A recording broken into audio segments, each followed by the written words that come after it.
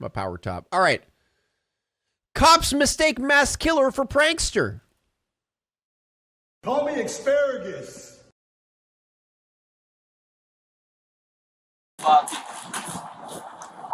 He said that he killed 5 people. I got a call from 2 cousins. My son murdered them all. Yeah. He was locked up for 20 years. I'm serious. I'm not crazy. You could go to the address and verify it, but I want you to handcuff me first. All right, let me pull up really quick. What the hell is going on? What the hell, dude? When an unassuming man waves down Cleveland police. Hold up. So a mass murderer just walks up and says, hey, I'm a mass murderer. And then the cop goes, nah, you're pranking me. On the evening of January 13th, 2023, the officers have no idea what to expect. Given the man's peculiar intensity and his unusual request, their seeming annoyance with the situation can perhaps be understood. He approached our vehicle and said that he just did something bad. He said he killed 5 people. He said that he killed 5 people. Only a few minutes before police encounter the man, a Chicago woman named Lourdes Martinez contacts 911 to tell Cleveland dispatchers that she'd received a disturbing call. I got a phone call from my ex-boyfriend that he just killed his whole family, and his mother's on his way there to the house. And the one he said he killed was his sister, brother-in-law, 2 kids, and his sister's father. You think he's serious?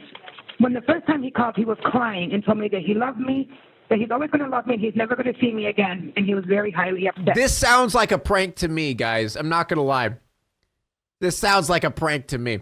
And then hung up. Given the sensational nature... Prank influencers have ruined everything. Yet we live in a weird time where a cop literally has the dude walk up and say, Ayo, just killed my whole family. It's like, hey, are you pranking me? Wait, where's the cameras? Where's the camera? What's your channel? What's your channel, bro?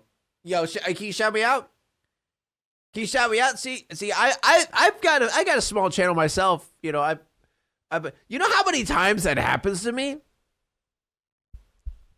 Is that weird? The thing is, it always happens to me when it's like a business situation, like my insurance agent, right? My insurance agent. Oh, you do YouTube? What's your channel? Oh, well, I kind of want to just like figure out this whole insurance situation. So, yeah, but like, what's your channel?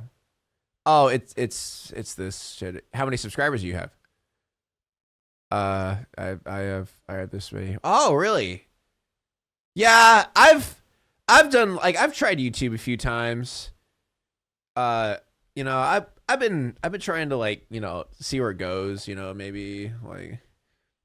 So about that insurance, like that, it's so weird because it always happens when I'm like in a conversation with like a fucking business situation, like a banker or a like I'm trying to get a loan or something like that. You bragging your ass off? Hell no, dude. I actively avoid telling people what I do. I try to make every time anyone asks what I do, I just say I'm like an IT guy or I'm an editor. But when it comes to where I actually have to get a loan, I have to say what I do, right? I literally have to, or I'll get in trouble. So it's really fucking annoying when I have to do it. And then they always have to, oh, what's your channel? Right, why would you identify yourself? I know, right? Said the guy who wanted to keep growing his channel. Shut up! See what you guys do to me? Of her ex-boyfriend's claim, it's perhaps natural that the dispatcher reacts with doubt. When the dispatcher presses for more information, the caller reveals details that not only put the man's claims in context, but also herald possible danger for anyone, including police. Does he have any mental or physical disabilities? No, he's bipolar, but he did tell me that he has a gun and he still has 2 bullets in it. 2 bullets left. Was he trying to scare her into thinking he was planning further violence? Is he making a veiled illusion of potentially taking his own life? These are the questions that police department officials must consider as they attempt to figure out what's transpiring. Later in the call, the woman provides the dispatcher with additional background on her ex-boyfriend, along with blood-curdling details about. Please stop tapping on the glass of Pig's aquarium. What do you think I am to you guys? Is that how chat pictures me? Am I the fish in Finding Nemo? Is that what I am? Am I that fish in Finding Nemo where that one girl comes up and is like, I'm fishy, and shakes the bag like crazy, and I'm like, ah! Ah! Is that what this is? Holy shit, it is.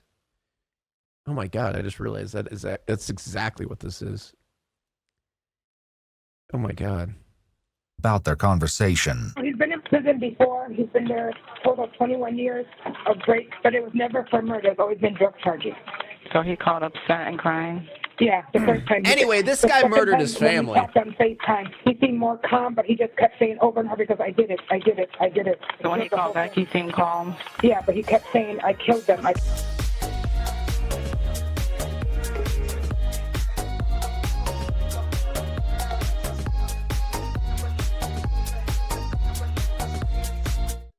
Guys, please don't derail the stream or I'm going to have so many comments of people mad at me. I killed them all. What's your ex-boyfriend's name? His name is Martin, M-A-R-T-I-N, Muniz, M-U-N-I-Z. At nearly the exact same time that Martin Muniz's ex-girlfriend is talking to police, Cleveland dispatchers are fielding another 911 call from Janelle Gabriel, a member of Muniz's extended family. My aunt just called me and told me her son just killed everybody in the house. She just called me. This sounds like a prank to me. And so I just decided to call. I don't know. And who killed everybody in the house? This is a well-formulated prank. His name is Martin. That's what I heard. I don't know if it's true, but this is what I'm being told. And she's on her way over there, and I don't want there to be an issue. So your aunt is on the way to address that everybody got killed at. How would she know that? Yeah. I do not know that. What's her name? Carmel. Spell it. C-A-R-M-E-L. Carmel. Does she drink or do drugs? She drinks, but I don't know if she's drinking. The man's mother is hurrying to the scene of a grisly homicide that, if found to be true, would be national news. As police are informed about the 911 calls, they also hear from another unit, which confirms that they've come into contact with a man fitting the description. Bro looks like a caveman. You better be talking about him. That's not a forehead joke, right? Callers have just given to officials. Come back and let us know if you picked your son up. I'm not here with Just left. coveralls, black shoes, red echo. We have detained at the moment. We're about to put him in our backseat. Damn, Brake Patrol The getting a officer little on the crazy radio is nowadays. describing his encounter with the man of the hour, Martin Muniz. I just imagine like the video of this. Hey guys, today I killed my entire family and I'm going to go up to a cop and try to get arrested. Oddly enough, it was Muniz himself who flagged officers down, roughly a mile north of his home address on Mack Court. If it seems strange that Muniz would be so far from his home, it does coincide with what his ex-girlfriend told police dispatchers. She confirmed that on her second conversation with Muniz, he was FaceTiming her while out on a walk. Again, the question surfaces, is the suspect having a lark for his own deranged amusement, or are his confessions real? When he speaks to the officers, they don't yet know about the 911 calls, and given the man's bizarre statements, they aren't sure what to believe. I'm serious. I'm not crazy. And you could go to the address and verify the address is... But I want you to handcuff me first. All right, let me pull up really quick. What the hell is going on, dude? What the hell, dude? Hold on, I got us. Get out, cuffs. Turn your camera on. 240 radio. Okay, so they are cuffing him. Okay, all right. Go ahead. Yeah, you can put us out, or clear us off of this assignment, no cause, and put us out at 44 on Clark with a male. He approached our vehicle and said that he just did something bad, and he's going to give us an address. Why does the cop sound annoyed? I know, right? A dude walks up, bro, I just killed so many people. This is the address. I promise. Please just cuff me and take me there. God. Ugh. Fine. The cop had a bad day or something. It's just like, oh, God, why? Why did you have to kill them today while I'm on duty? Couldn't you have waited? As to what he did and where it's at.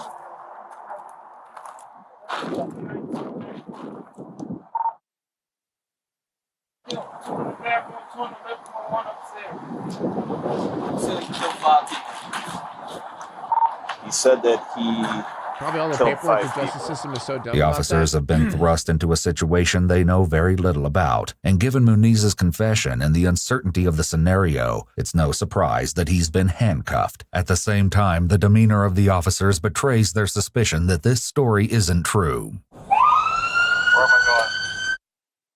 I'm just curious, does that male have any blood or any indication on him of this occurring? Yeah, right. None that I've seen. At last, the responding officers arrive at Is it the actually address real? on Mac Court. Is it not a prank, bro? My daughter lives here. I got a call from 2 cousins.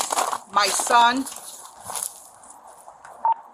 murdered them all. I don't know. I just got here and I don't trust him, so I was afraid to knock on the door. I was waiting for you guys. Son's not here. I don't believe. Yeah. He approached 2. Do you know the cousin? Does he have mental disorders? What's up? Who? Son. The guy that called. My son, yes. Yeah. He was locked up for 20 years. Yes, he's got mental What was he issues. locked up for? All kinds of violations. Like violence yes, against yes, people? God. yes. Okay, He was well, locked up for just 20 hang years. tight for us. This officer's But, dismissiveness you know, is my insane. daughter's car's actually I mean, the only benefit of the doubt I could give him is the fact that they probably get bullshit calls a lot of times, or like really small things, you know. So I could almost understand for that.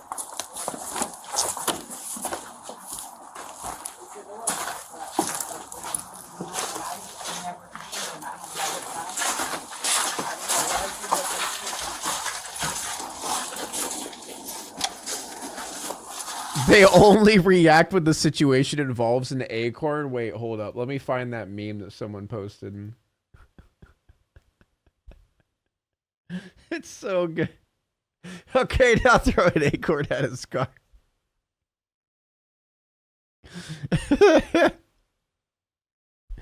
Oh, it's so good. Oh man, dude, that is gonna go down as one of the best videos when it comes to like cops being stupid.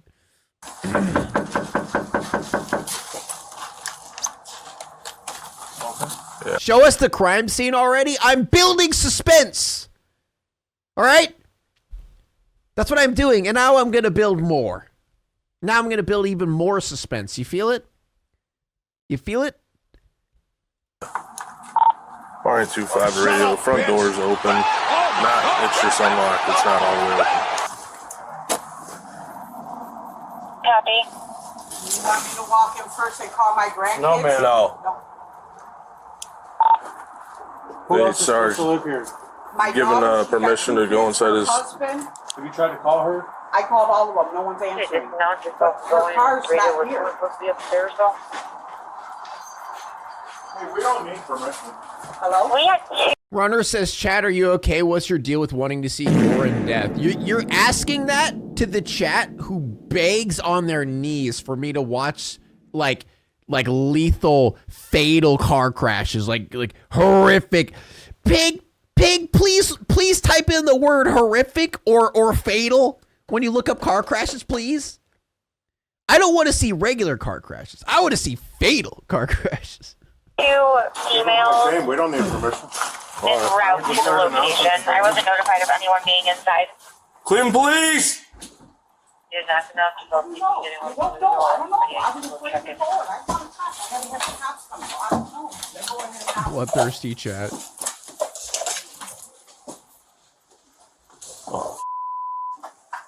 Cleveland Police! Somebody's on the bed. Someone's moving too.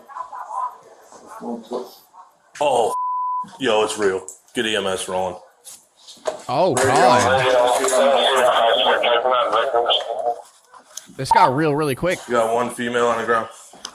While this is the end of the body cam footage publicly released by the Cleveland Police Department, we know from subsequent reports that the scene was one of unimaginable brutality. As the officer himself says in the tape, it's real. The 911 callers and their shocking claims. Muniz's confession to police that he had done something bad. All of it was real. Officers found the bodies of 34-year-old Angelic Gonzalez, Muniz's sister, 69-year-old Miguel Gonzalez, her father, and 16-year-old Jaden Baez, her son. the fuck? Officers also found Muniz's brother-in-law, Anthony Booth, who would succumb to his injuries in the hospital the very next day. Booth's 8-year-old daughter was also a victim of this senseless rampage. Police found her with a gunshot wound to the neck. Miraculously, she turned out to be the lone survivor of the calculated mayhem that tore a Cleveland family apart. And what is to become of the man allegedly responsible for this heinous crime? Okay, at least, like, the only saving graces in this is at least the young girl lived. Sure, she's gonna live a life traumatized,